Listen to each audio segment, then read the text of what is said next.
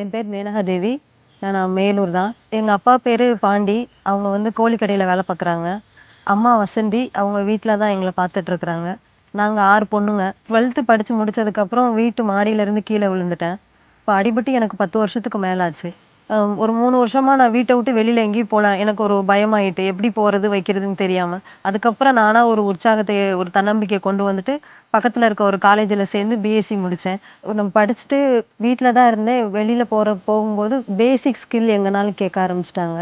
என்னதான் படிச்சிருந்தாலும் பேசிக் ஸ்கில் தெரியாம ஒரு கம்ப்யூட்டர் கூட இது பண்ணிக்க முடியாம இருக்கிறனால, வேலைக்கு போறது ரொம்ப கஷ்டமா இருந்தது.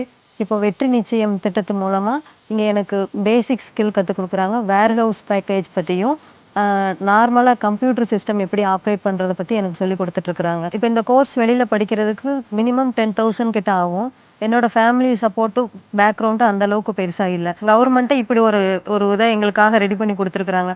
அது மூலியமா இப்ப வந்து நான் இங்க படிச்சுட்டு இருக்கிறேன். இந்த திட்டத்திற்கு உறுதுணையா இருக்கிற வெற்றி நிச்சயம் திட்டத்திற்கும், தமிழ்நாடு கவர்மெண்ட்டுக்கும், சிஎம்க்கு ரொம்ப நன்றி.